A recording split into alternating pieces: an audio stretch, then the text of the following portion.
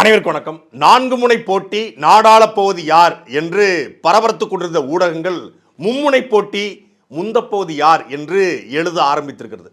கடந்த 2 நாட்களாக தமிழக வெற்றி கழகம் என்டிஏ கூட்டணியில் போக போகுது, பேச்சுவார்த்தை கிட்டத்தட்ட நெருங்கிருச்சு, பேச்சுவார்த்தைக்கு விஜய் ஒத்து வந்துட்டாரு. முதல்ல 40 சொன்னாங்க, இப்போ 64 சீட்டு வரைக்கும் கேட்குறாங்க. 40 துணை முதலமைச்சர்னா ஓகேன்னு சொல்றாங்க. ஆட்சியிலும் பங்கு அதிகாரத்திலும் பங்கு என்று விஜய் பேசினாரு.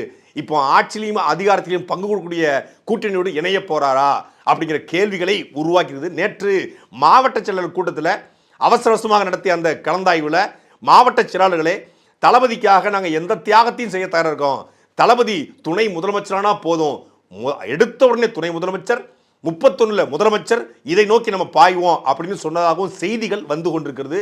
இதனுடைய உண்மைத்தன்மை என்ன, விஜய் என்டிஏ கூட்டணியில் போறாரா, பிஜேபி அதை விரும்புதா அப்படிங்கிறதா இந்த காணொலியில் நம்ம தெளிவாக பார்க்க போறோம். நீதி வழங்கும் போது அண்ணன் தம்பி சொந்தம் பந்தம் பணக்கார ஏழை எதையுமே பார்க்க கூடாதுடா, நாயத்தை மட்டும் தான் சொல்லணும்.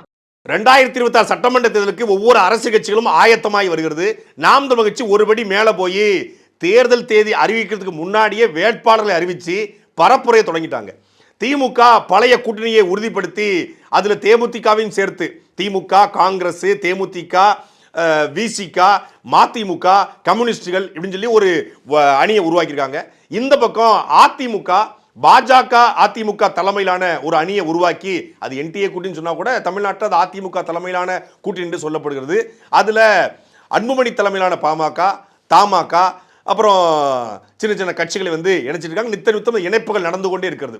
இந்த கூட்டணிக்குள்ள தான் விஜய் வருவாரா மாட்டாரா அப்படிங்கிறது பேசுவது பொருளாக மாறி இருக்கிறது. நான் தனிச்சு தான் போட்டி போட பாருன்னு சொல்லி இதுவரைக்கும் விஜய் அறிவிக்கலை. 2024 விக்கிரவாண்டி மாநாட்டில் விஜய் அவர்கள் வந்து ஆட்சியிலும் பங்கு அதிகாரத்திலும் பங்கு அப்படின்னு சொல்லி அறிவித்தார். நாம் தனித்த பெரும்பான்மையோடு வெற்றி பெற அளவுக்கு மக்கள் செல்வாக்கு நம்மகிட்ட இருக்கு, இருந்தாலும் நம்மளை நம்பியும் சில பேர் வருவாங்க இல்லையா, அதுக்கான அரசியல் சூழல் மாறலாம் இல்லையா, அப்படி வர்றவங்களுக்கு நம்மளும் மதிக்கணுமா இல்லையா, மாமாக்கு வயசாயிடுத்து இல்லையா அப்படின்னு நியூ படத்தில் கிரண் பேசுகிற மாதிரியே பேசி ஆட்சியிலையும் பங்கு அதிகாரத்திலையும் பங்குனார். அது என்னங்க ஆட்சியிலையும் பங்கு அதிகாரத்திலையும் பங்கு? ஆட்சியில் பங்குனா என்ன, ஆட்சி நடத்தக்கூடியதில் அமைச்சரவையில் பங்கு, அதிகாரத்தில் பங்குனா அதுவும் அமைச்சரவையில் பங்கு தான். அப்போ எங்க ஆட்சியிலையும் பங்கு அதிகாரத்திலையும் பங்கு சொன்னீங்க, ஆவுக்கு ஆவு போடுவாங்க, ரைமிங்காக இருக்கட்டும் அப்படிங்கிறக்காக ஆட்சியிலையும் பங்கு அதிகாரத்திலையும் பங்கு அப்படின்னு சொல்லி சொன்னார். ஆட்சியிலையும் பங்கு அதிகாரத்திலும் சொன்னதோட விடாம கொள்கை எதிரி பாஜகன்னு சொன்னார், பாசிச பாஜகன்னு சொன்னார். அப்படி சொன்ன விஜய் அவர்கள் ஒருபோதும் பாஜகக்குள்ள போக மாட்டாரு அப்படின்னு சொல்லி தான் எல்லாரும் நம்பினாங்க.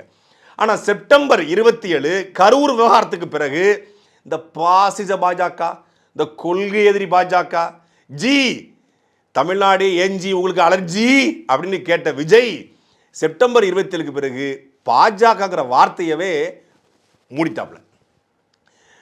நம்மளுடைய கொள்கை எதிரி யாரு, நம்முடைய அரசியல் எதிரி யாரு அப்படின்னு மக்கள் நோக்கி கேட்டாரே ஒழிய தன் வாயிலிருந்து பிஜேபி எதிர்ப்பை பற்றி பேசலை. பிஜேபி ஏங்க நான் எதிர்க்கணும், 2026 தேர்தல் தமிழ்நாட்டுக்கான தேர்தல், தமிழ்நாடு முதலமைச்சரை தேர்ந்தெடுக்கிற தேர்தல், இந்த தேர்தலில் போய் நான் ஏன் பிஜேபி பற்றி பேசணும் அப்படின்னு கேட்டார்.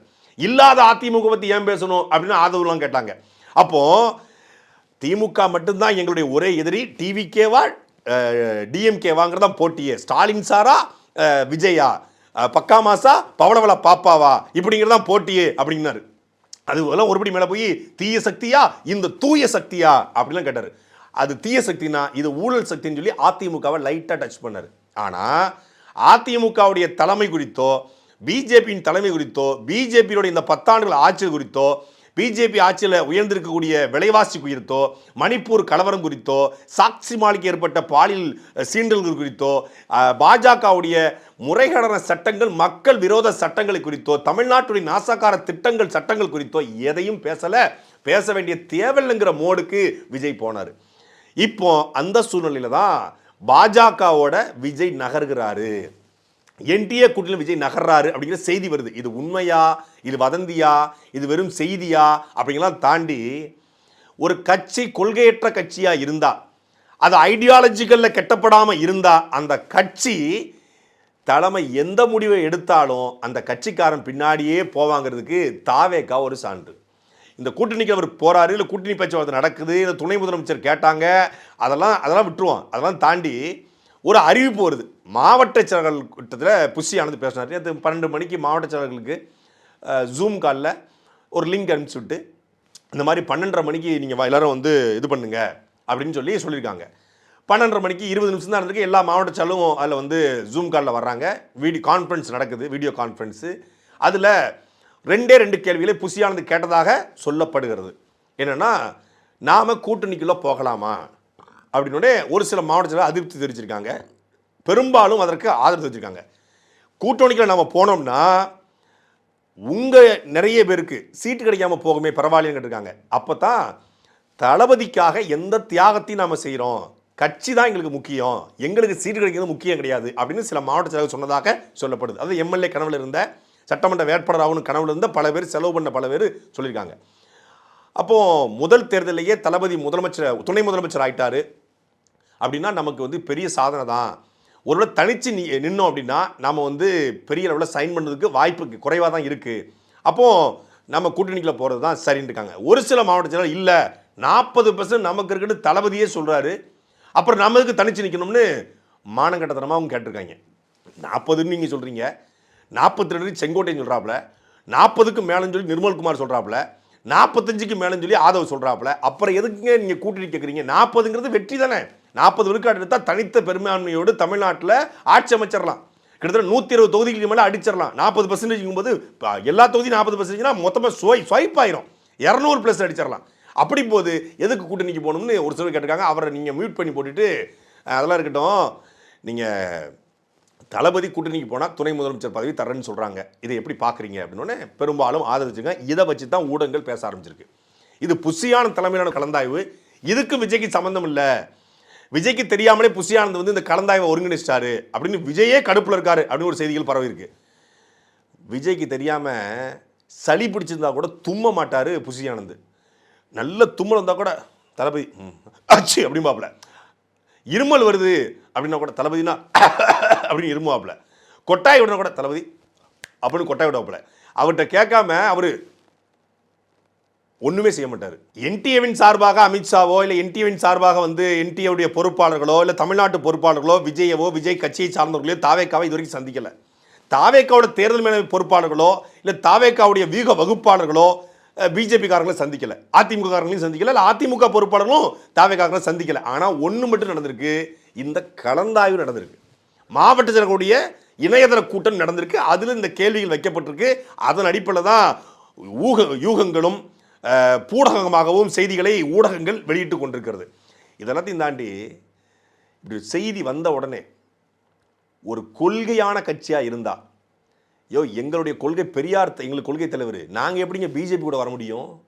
எங்களுடைய கட்சியினுடைய ஐடியாலஜி வேற, உங்க கூட நான் எப்படி சேர முடியும்? பிஜேபியை கொள்கையை எதிரின்னு சொல்லிட்டாரு, பாசிச பாஜகன்னு சொல்லிட்டாரு, இப்போ எப்படி நான் கூட சேர முடியும் அப்படின்னு தானே கட்சிக்காரன் மூலம் கேட்கணும். என்டிஏ அலையன்ஸ்னு ஒரு செய்தி வருதுங்க, மாவட்ட செயலாளர்கள் கலந்தாய்வுன்னு செய்தி வருது. 50 தொகுதி 40 தொகுதி 64 துணை முதலமைச்சர் அமைச்சரவையில் பங்கு இப்பெல்லாம் செய்தி வருது. விஜய் டெல்லிக்கு போனால் டெல்லியில் வச்சே பேசி முடிச்சிருவாங்க, 2 நாள் அறிவிப்பே வந்துடும்னு செய்தியில் வருது. இதை பார்த்து உண்மையிலே அந்த கட்சி ஒரு ஐடியாலஜிக்கல் கட்சி, ஒரு கொள்கை உள்ள கட்சியாக இருந்தால் கட்சிக்காரன் என்ன பண்ணுவான்? எதிர்ப்பு தெரிவிப்பான். கட்சிக்காரன் கட்சி தலைமை அறிவிக்கிற வரைக்கும் காத்திருப்பான். இது ஒரு அன்ஆர்கனைஸ்டு கிரவுடு. இது எந்த விதமான கோட்பாட்டு பின்னணியிலும் கட்டப்படாத ஒரு என்ன சொல்றது, ஒரு விசிலடிச்சான் குஞ்சுகளுடைய கூட்டம். இது ஒரு செம்மறியாட்டு கூட்டம். செம்மறியாட்டு கூட்டத்தில் ஒரு செம்மறியாடு இப்படி பாதை விட்டு விலகுதுன்னா மொத்தாடுமோ, அது எதுக்கு போகுது? அது ஒன்று கடிக்க போயிருக்கும், இல்லை அது அதோடைய காதலியை தேடி போயிருக்கும், இல்லை அது வந்து ஏதாவது ஒரு மரத்தில் போய் ஒராயிரக்காவோட போகும், இல்லை முள்ளை பார்த்தோன்னே முள் போய் ஏதாவது பண்ணுறக்கா போகும், இல்லை புல்லை மேய போகும், இல்லை ஒரு புளியங்காயை பார்த்தா சாப்பிட போகும், எதுக்கோ ஒன்று போகும். ஒன்று போனே மொத்தமும் போகும். ஏன்னா அவனுக்கு ஏதாவது பிரச்சனைனா அவன் போகிறான், நீ ஏண்டா போகிறன்னா எல்லாரும் போவாங்க. இதுக்கு பேர் தான் செம்மறியாட்டு கூட்டம். தாவேக்கா கூட்டம் ஒரு செம்மறியாட்டு கூட்டம், அது ஒரு தற்கொலை கூட்டம், அது ஒரு முட்டாள் கூட்டம், அது ஒரு அடிப்படை புரிதலற்ற ஒரு அணில் கூட்டம் என்பதற்கான எடுத்துக்காட்டு என்னன்னா, இந்த என்டிஏ அலையன்ஸ்னு செய்தி வந்தோடனே என்டிஏ கூட நாங்கள் எப்படிங்க சேருவோம், எங்களுடைய கொள்கையை ஒத்து வராதங்க அப்படின்னு சொல்லாமல் தீய சக்தி திமுகவை வீழ்த்த எந்த எல்லைக்கும் தளபதி போவார். தீய சக்தி திமுகவும் எங்களுக்கு தான் போட்டி, அதனால் திமுகவை இந்த தடவை வீழ்த்தணும்னா எங்களுக்கு இருக்கிறதுக்கு எந்த ஆயுதத்தையும் நாங்கள் கையில் எடுப்போம். அதிமுக கூட எங்களுக்கு ஒன்றும் பெரிய விமர்சனங்கள்லாம் கிடையாது. அதிமுக பாஜக கூட்டணியில் இல்லை பாஜக தமிழ்நாட்டுடைய திமுகவை ஒப்பிடும்போது பாஜக எவ்வளவோ தேவலாம்.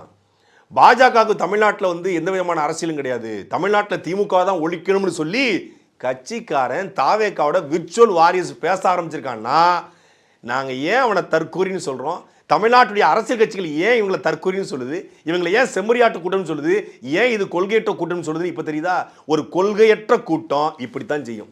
இப்போ நாம் தமிழ் கட்சியோட தலைவர் சீமானவர்கள் குறித்து இப்படி செய்தி வருது, அவர் பிஜேபி கூட சேர போறாரு, பிஜேபி கூட இதாக இருக்காரு, பிஜேபியோட நெருக்கமாக இருக்காரு அப்படின்னு செய்தி வருதுன்னா மொத்த கட்சிக்காரன் இறங்கி யோ பிஜேபி கூட நாங்கள் எதுக்கு சேரணும், எங்களுடைய கொள்கையை பிஜேபிக்கு நேர் எதிரான கொள்கை, அவன் இந்து முன்னணி நாங்கள் வீரத்து முன்னணி, அவனுக்கு ராமன் கடவுள் எங்களுக்கு ராவணன் கடவுள், அவனுக்கு வீர சிவாஜினா எங்களுக்கு புலித்தேவன், அவனுக்கு ஜெய்காலி ஓம்காலினா எங்களுக்கு எங்களுடைய குலதெய்வங்கள், எதுல மொத்தமாக நாங்கள் மாறுபடுறோம், நாங்கள் இந்துவே கிடையாது, நாங்கள் வீர சைவர்கள் வைணவ மதத்தை சார்ந்தவர்கள் அப்படின்னு சொல்லி ஒரு கட்சியே மொத்தமாக நிற்கும்.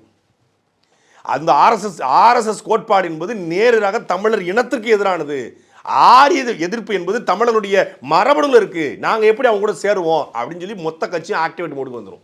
ஒரு செய்தி ஃபேக்காக வந்தால் கூட மொத்த கட்சி நிற்கும். சீமான் அறிவிக்க தேவையில்லை, ஆனால் கட்சிக்காரனுடைய இணையதளத்தில் வேலை பணி செய்யக்கூடியவங்க, ஐடி விங்கு, கட்சியின் பொறுப்பாளர்கள், பேச்சாளர்கள், கட்சியினுடைய முக்கிய பொறுப்பாளர்கள் எல்லாரும் இறங்கி இது பொய் செய்தி, இது ஃபேக்கு அப்படின்னு சொல்லி ஃபேக் அலாட்டுன்னு போட்டு அடிப்பாங்க. ஆனால் என்டி அலையன்ஸ்னு மொத்த விர்ச்சுவல் வாரியர்ஸும் இருக்குமோ, போயிடுவாரோ, தளபதி துணை முதலமைச்சர் ஆயிடுவாரோ, தளபதி துணை முதலமைச்சர் டெப்டி சிஎம், இங்கே உதயநாத் டெப்டி சிஎம், அங்கே விஜய்நாத் டெப்டி சிஎம், உதயநாத் வீழ்த்ததான் நம்ம அரசியலுக்கு வந்தோம், நம்ம வந்துட்டோம் அப்படின்னு சொல்லி கற்பனை பண்ண ஆரம்பிச்சிட்டான். தளபதி டெப்டி சிஎம்மாக இருந்தால் டெப்டி சிஎம் கிட்டத்தட்ட ஒன்று தானே. இன்னைக்கு டெப்டி சிஎம் 2026 கட்சி தொடங்கி 1 வருஷம் டெப்டி சிஎம், 31 சிஎம் எப்படி இருக்கு? தேமுதிகவுக்கு கிடைக்கிது, நமக்கு கிடைக்க போகுது. இப்படித்தான் போகணும் அரசியலில். ஒரு எம்எல்ஏ அடிச்சு, அப்புறம் 2 எம்எல்ஏ அடிச்சு, அப்புறம் 5 எம்எல்ஏ அடிச்சு, அப்புறம் 10 எம்எல்ஏ அடிச்சு, அப்புறம் 20 எம்எல்ஏ அடிச்சு, அப்புறம் ஊரே சேர்ந்து உங்களை அடிச்சிடும். ஐடியாலஜி இல்லாத ஒருத்தன் நாளைக்கு உங்களை கடலில் கொண்டு போய் விழுன்னு சொன்னால் கூட நீங்கள் விழுவீங்க, கண்ணை கட்டி கிணத்துக்களை குதின்னு சொன்னால் கூட குதிப்பீங்க. அதனால தான் விஜயினுடைய ஐடியாலஜி இல்லை என்பதை கேள்வி கேட்குறேன்னு சொல்லும் போது, ஐடியாலஜிலாம் ஒன்றும் தேவையில்லை, ஐடியாவும் தேவையில்லை, கூட்டலுக்கு ஓட்டு போட போகிறான், இதுக்கு எதுங்க ஐடியாலஜி, இதுக்கு எதுங்க கொள்கை, நல்லது செய்துக்கு எதுங்க கொள்கைன்னாங்க. இப்போ தெரியுதா ஏன் கொள்கை ரொம்ப அவசியம்னு? ஒரு கொள்கை இல்லாத கூட்டம் விஜய் கூட்டணிக்கு போகிறோன்னு இது வரைக்கும் அறிவிக்கலை, பிஜேபியும் கூட்டணிக்கு வாங்கன்னு சொல்லி கூப்பிட்டதாக செய்தி இல்லை.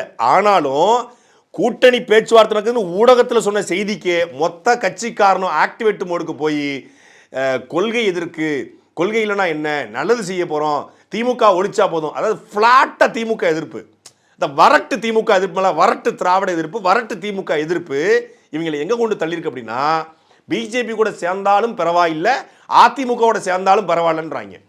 திமுக தீய சக்தினா அதிமுக ஊழல் சக்தின்னீங்க, திமுக திராவிட கட்சினா அதிமுகவும் திராவிட கட்சி தான், திமுகவுடைய இன்னொரு குழந்தை அதிமுக, அவ்வளோதான். ஒரு அதாவது அது ஹார்டுன்னா இது மைல்டு, அவ்வளோதான், வேற எந்த வித்தியாசம் கிடையாது. அங்கே 30% கமிஷன்னா இங்கே 20% கமிஷன், அவ்வளோதான்.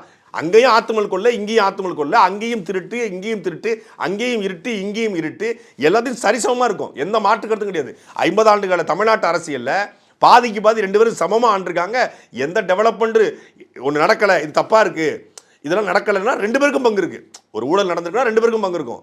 ஒரு நாசகார திட்டம் 2 பேருக்கும் பங்கு இருக்கும். ஸ்டெர்லைட்டா, மீத்தேனா, ஹைட்ரோ கார்பனா, பரந்தூரா, 8 வழிச்சாலையா, சாகர் மாலாவா, பாரத் மாலாவா, எண்ணூரா, எல்லாத்துலேயும் 2 பேருக்கு பங்கு இருக்கும். தூய்மை பணியாளர் பிரச்சனையா, ஆசிரியர் போராட்டமா, செவிலியர் போராட்டமா, மருத்துவ மாணவர் போராட்டமா, மருத்துவ பணியாளர் போராட்டமா, எல்லாத்துலேயும் 2 பேருக்குமான பங்கு 100 விழுக்காடு இருக்கும். அப்போ இந்த 2 பேர் கூடயும் கூட்டணி போகாது, எங்களுடைய கொள்கை ஒத்து வராதுன்னு சொல்றான் சீமான் நிற்கிறாருன்னா அவர்கிட்ட கொள்கை இருக்கு. என் கொள்கையை வச்சு பார்க்குறேன், 2 வாட்டியும் போக முடியாது, ஊழலை ஒழிக்கணும், இவன் 2 பேரையும் ஒழிக்கணும் முதல்ல அப்படிங்கிறாரு.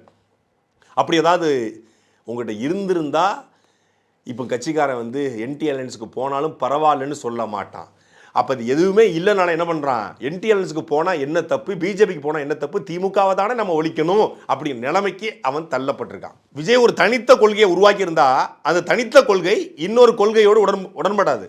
அவருக்கு தனித்த கொள்கை இல்லை என்பதனால அவர் ரொம்ப தெளிவாக தான் இருந்திருக்காப்புல. என்னன்னா யார் கூட வேணாலும் போகலாம், பைக் வந்தால் ஏறி போவோம், கார் வந்தாலும் ஏறி போவோம், லாரி வந்தாலும் ஏறி போவோம், பஸ் வந்தாலும் ஏறி போவோம் அப்படிங்கிறதுக்காக தான் திராவிடம் தமிழ் தேசியம் 2ஐயும் வச்சுட்டாப்புல. கட்சியினுடைய மாநாட்டில் பகவத்கீதை, குரான், பைபிள் 3ஐயும் வாங்குறாப்புல. மதசார்பற்ற சமூக நீதின்றாரு. மதசார்பற்ற சமூக நீதி ஒன்று கிடையாது.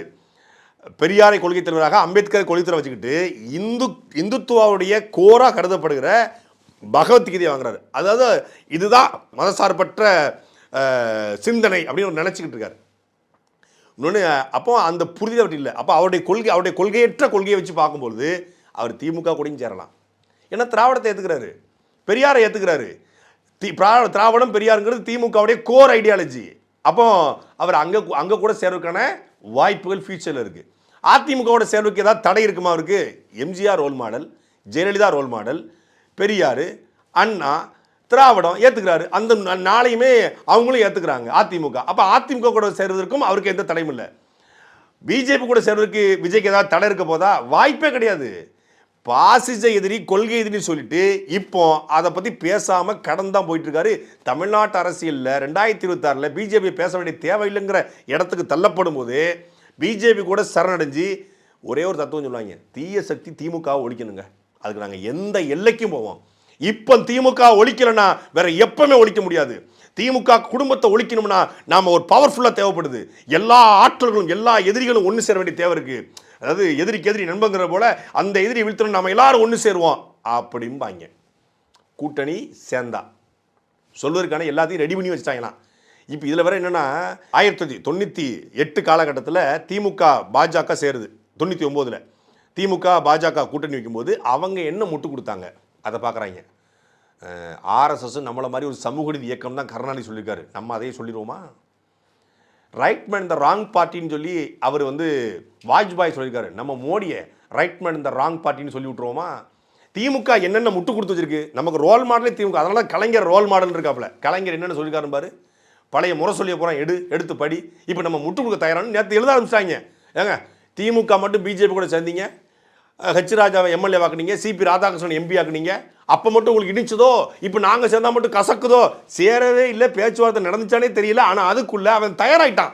ஏன்னா அவன் கொள்கையற்ற செம்பரி கூட்டம், தற்கொலை கூட்டம், முட்டாள் கூட்டம். அவன் எதுக்கும் என்னவும் செய்வான். அதனால தான் சொன்னோம், விஜய் போன்றவர்கள் தமிழ்நாட்டு அரசியலில் வளர்ந்தால் அது தமிழ்நாட்டிற்கே பேராபத்து. அவர் தான் மட்டும் கெடுக்க போகிறதில்ல, மொத்த பேரையும் கெடுத்துட்டு தான் அந்த ஆள் போவார். அப்படிங்கிறதுக்கு இந்த ஒரு சின்ன செய்தியை சான்று. கட்சிக்காரன் யாராவது ஒருத்தன், இப்போ நாம் தமிழ் கட்சியை பற்றி ஒரு செய்தி வருதுன்னா, கட்சியினுடைய பொறுப்பாளர் இடுமானம் கார்த்திக், ஃபர்கானா, சல்மான், கட்சியினுடைய பொறுப்பாளர் அண்ணன் பாக்கியராசன், சுனந்தா, வெண்ணிலா எல்லாரும் மொத்தமாக எழுதி இது ஒரு ஃபேக் செய்தி அண்ணன் சீமான்ட்ட கேட்டுட்டு அதை எடுத்து போடுவாங்க. இது தவறான செய்தி, பொய் செய்தி, ஃபேக் செய்தி அப்படின்னு உடனே நாம் தமிழ் ஐடி விங் அலர்ட் ஆகும். அலர்ட் ஆகி ஒரு ஃபேக் நியூஸை பரப்பாதீங்க அப்படின்னு சொல்லி அலர்ட் ஆவாங்க. ஆனால் இந்த கட்சியில் இவ்வளோ பொறுப்பாளர் இருக்கான், ஆதவ அர்ஜுனா, நிர்மல்குமார், ராஜ்மோகன், இவ்வளோ பேர் இருக்கான். ஒருத்தர் கூட நாம் தனித்து தான் போட்டி போட போகிறோம், நாம் ஒரு கூட்டணியை உருவாக்கமே ஒழிய நாம் ஒரு கூட்டணியில் போக மாட்டோம், ஒருபோதும் பாஜக கூட போக மாட்டோம், பாஜக கூட போக நம்ம கொள்கை ஒத்து வராது, ஒருபோதும் அதிமுக கூட சேர மாட்டோம், நாம் இந்த களத்தில் இன்னொரு அணியாக நிற்க போகிறோம், இவ்வளவு நியூஸ் போயிட்டு இருக்கு. ஒருத்தன் கூட பேசலைங்க. ஏன்னா எவனுக்குமே தெரியாது. தெரிஞ்சாதானே சொல்லுவாங்க. மேலே என்ன நடக்குன்னு கீழே தெரியாது, கீழே நடக்குன்னு மேலே தெரியாது, அவன் வீட்டிலேருந்து வெளியே வர்றது அவருக்கு தெரியாது, யார் கூட வர்றான்னு தெரியாது, வீட்டுக்குள்ளே யார் வாழ்கிறாங்கன்னு தெரியாது, யார் கூட வெளியே வர்றாருன்னு தெரியாது, என்ன பண்ணுறாருன்னு தெரியாது, எப்போ கிளம்புவார் பட்டினப்பாக்கம், எப்போ இருப்பார் பனையூரில், எந்த கல்யாணத்துக்கு போவார், யார் கூட போவார், எவ கூட போவார், எதுவுமே தெரியாது. ஒரு கட்சி நடத்திட்டு இருக்காங்க, ஒரு கட்சிக்காரங்க இருக்காங்க. தனியொருவன் படத்தில் ஜெயம் ரவி ஒரு டயலாக் சொல்லுவார், முதல் பக்கத்தினுடைய செய்திக்கும் 4வது பக்கத்துடைய பெட்டி செய்திக்கும் ஒரு தொடர்பு இருக்கும், நம்ம எதுக்கு சம்மந்தம் இல்லாமல் நினைப்போம், ஆனால் ரெண்டுக்கும் சம்மந்தம் இருக்குன்னுபாங்க. அது மாதிரி நேற்று ஒரு நடிகை திரிஷா அவர்கள் சென்னை வானூர்தி நிலையத்துக்கு போகிறாங்க. திரிஷா அவர்கள் இது வரைக்கும் ஒரு 1000 தடவை ஏர்போர்ட் வழியாக போயிருப்பாங்கல்ல, எத்தனையோ ஷூட்டிங் போயிருப்பாங்க, நிகழ்ச்சிக்கு போயிருப்பாங்க, எங்கேயும் போயிருப்பாங்க. எப்போதுமே பத்திரிகையாளர்கள் திரிஷா பக்கம் திரும்ப கிடையாது. இப்போ திரிஷா வர்றாங்கன்னு பத்திரிகையாளர்கள் சொன்னால் தான் சென்னை ஏர்போர்ட்டு எப்போதும் ப்ரெஸ் இருக்காது. அவருடைய பிஆர்ஓக்களோ செய்தி தொடர்பாளர்களோ அழைச்சி இன்னார் வர்றாங்க, ப்ரெஸ் மீட் கொடுக்க போகிறாங்க, இன்னார் வர போகிறாங்கன்னு சொன்னால் தான் குவிவான். இல்லை ஏர்போர்ட்லேருந்து சொல்லணும் திரிஷா வர போகிறாங்கன்னு. அப்போது அவங்க வர்றாங்க, மொத்த ப்ரெஸ் நிற்கிது. திரிஷாட்ட போய் இந்த மாதிரி விஜய்க்கு, நீ விஜய் கூட கல்யாணத்துக்கு போயிருந்தீங்களா, அது சர்ச்சையாக மாறிக்குன்னு கேட்குறாங்க. அவங்க அப்படி கடந்து அப்படியே போயிட்டே இருக்காங்க.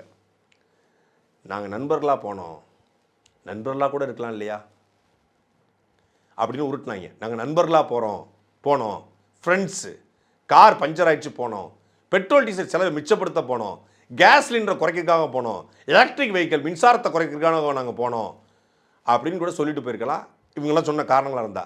ஆனால் எதுவுமே சொல்லாமல் போகிறாங்க. இதுவரைக்கும் அவங்க ஏர்போர்ட்டுக்கு போனது செய்தியாக மாறல, இப்போது போவது செய்தியாக மாறுதுன்னா அது செய்தியாக மாற்ற சொல்லப்பட்டிருக்கு. அப்படித்தான் என்டிஏ கூட்டணிக்குள்ள விஜய் போறாருங்கிறது சொல்லப்பட்டிருக்கு. யாரால சொல்லப்பட்டிருக்கு? விஜய் தரப்பாலே சொல்லப்பட்டிருக்கு. விஜயை பற்றி பேசிக்கிட்டே இருக்கணும், லைம் லைட்டில் வச்சுக்கணும். ஏன்னா அவர் வரமாட்டார், 10 நாளைக்கு தான் வருவாப்பில். அதனால் அந்த 10 நாளாக அவரை பற்றி ஏதாவது பேசணுக்காக அவர் என்டிஏ கூட்டணியில் போகிறாரு. அவர் வந்து இதுக்குள்ள போகிறாரு. சொல்லப்போனால் விஜய் திருமணத்துக்கு போனதும் அவங்க தரப்புல தான் செய்தி வெளியே சொல்லப்பட்டிருக்கு. விஜயனுடைய விவாகரத்து அந்த அஃபிடவிட் மனு அதுவும் விஜய் தரப்புல தான் வெளியே விடப்பட்டிருக்கு. எதுக்கு வெளியே விட்டுருக்கு? அவர் தரப்பு இதை அவரே வெளியே விடணும். இதை வெளியே விட்டு இதை நார்மலைஸ் பண்ணி தேர்தல் நேரத்தில் இது ஒரு பெரிய பிரச்சனை வரக்கூடாது, இதை முதல்ல முடிச்சிருவோம், பஞ்சாயத்தை முடிச்சு விட்ருவோம் அப்படின்னு சொல்லி மனைவியை வெறுப்பேற்ற இது எல்லாத்தையும் அவரே பண்ணிக்கார். அவங்க மனைவிக்கு பழி வாங்குற எண்ணம் இல்லை, அவருக்கு தான் மனைவியை பழி வாங்குற என்ன இருக்குன்னு சொல்லி நான் சொல்வதை விட கடந்த 4-5 மாதமாக விஜய்க்கு முரட்டு முட்டு கொடுத்துக்கிட்டு இருந்த நம்ம வலைப்பேச்சு 3 சம் பாய்ஸ் இருக்காங்க இல்லையா, 3 பேர் பையனில் 3 சம்படி 3 பேர் இருந்தால் 3 பேர் இருந்து 3 சம். அந்த 3 பேரில் ஒருத்தராக கூடிய முக்கியஸ்தர் பிஸ்மி சொல்லியிருக்காப்புல. என்ன சொல்லியிருக்காப்புலன்னா, திமுகவை வீழ்த்த பாஜகவுடன் கூட்டணி வைப்பது என்பது மனைவியை வெறுப்பேற்ற திருமண நிகழ்ச்சிக்கு திரிசாவுடன் சென்றதுக்கு சமம், புரிந்தால் சரி. அதாவது நான் இதை பற்றி பேசும்போது பிஸ்மி போன்றவர்கள்லாம் திமுக பணம் வாங்கிட்டு பேசுகிறாங்க, திமுக வந்து கோடி கோடியாக வருதுன்னாங்க. இப்போ இந்த கூட்டணி பேச்சுவார்த்தை அப்படின்னு சொல்லி ஊடகத்தில் வந்த செய்திக்கு திமுகவை வீழ்த்த பாஜகவுடன் கூட்டணி வைப்பது என்பது மனைவியை வெறுப்பத்தை திரிசா கூட போகிற மாதிரி சொல்கிறாப்லையே. இப்போ இவர் யார்கிட்ட பணம் வாங்கிட்டு பேசுகிறாரு? அவர் அதை மட்டும் சொல்லலை, அடுத்த கட்டம் போயிட்டாப்புல. கொள்கை எதிரியுடன் தேர்தல் கூட்டணி வைப்பதை விட அரசியல் விபச்சாரம் வேறு எதுவும் இல்லைன்னு சொல்லி இங்கே இந்த பாலியல் தொழிலாளிகள்லாம் உட்கார்ந்துருக்க மாதிரி, அதாவது இந்த பாலியல் தொழிலாளி தான் விஜய்ங்கிற, விஜய் ஒரு அரசியல் விபச்சாரம் பண்ணுறாருங்கிறத மறைமுகமாக சுட்டி காட்டியிருக்காரு நம்முடைய வலைப்பேச்சு மாமா பிஸ்மி. அது மட்டும் இல்லை, 3 பேர் படம், மோடி, அமித்ஷா, மோடி, எடப்பாடி, விஜய் போட்டோ போட்டு வீழ்வோம் ஒன்றாக வாழ்வோம் மாதிரி, ஒன்றாக வெல்வோம், வீழ்வோம் ஒன்றாகனு போட்டுக்காரு. ஒரு பேச்சுவார்த்தைக்கு இந்த நிலைமைக்கு இறங்குறாருன்னா அப்போ பிஸ்மியை இப்போது யார் இயக்குறார்? இப்போ பிஸ்மி சொல்கிறது உண்மையா இல்லை ஏற்கனவே சொன்னது உண்மையா? ஏற்கனவே சொன்னது உண்மை என்றால் இப்போ சொல்கிறது பொய், இப்போ சொல்கிறது உண்மைனா ஏற்கனவே சொன்னது பொய். இப்போ மட்டும் அவர் திமுக இயக்குதா, யார் இயக்குறா அப்படிங்கிறத தாவேக்காவுடைய ரசிகர்களுடைய பார்வைக்கே விட்டுறேன். பிஸ்மியை கொண்டாடினீங்களா ஒரு வாரமா? இப்போ பிஸ்மி சொல்கிற கருத்தில் எடுத்து போட வேண்டியதானே? பிஸ்மி எங்களை எடுத்து கேள்வி கேட்டா, பிஸ்மி சங்கீதாவை கேள்வி கேட்டா, ஜேசஞ்சை கேள்வி கேட்டா, அதை எடுத்து புறப்படுங்களா? இப்போ அவர் சொல்கிறார் அரசியல் விபச்சாரம் செய்கிறீங்க, மனைவியை வெறுப்பதை திரிசா கூட போன மாதிரி தான் திமுக வீழ்த்த பிஜேபி கூட போகிறேன். அவருக்கு முரட்டு பிஜேபி எதிர்ப்பு, பிஸ்மிக்கு முரட்டு பிஜேபி எதிர்ப்பு, முரட்டு மோடி எதிர்ப்பு, வரட்டு பிஜேபி எதிர்ப்பு, வேற ஒன்றுமே இல்லை. பிஜேபி கூட போகிறதா இருந்தால் எவனாக இருந்தால் அடிப்போம், வார்டனாக இருந்தால் அடிப்போம்ல, அது மாதிரி பிஜேபி கூட போனால் எவனாக இருந்தாலும் அடிப்புங்கிற பேரில் தான் இப்போ விஜய் அடிக்க ஆரம்பிச்சிருக்காப்புல பிஸ்மி. ஆக மொத்தம் ஒட்டு மொத்தமாக விஜய் கூட்டணிக்கு போகிறாரா இல்லையாங்கிறத தாண்டி விஜய் கட்சிக்காரன் கூட்டணிக்கு போனால் நல்லா இருக்குங்கிற முடிவுக்கு வந்துட்டான். அதனால தான் இது ஒரு கொள்கையற்ற கூட்டம். சாட்டை எடுத்து நாட்டை திருத்து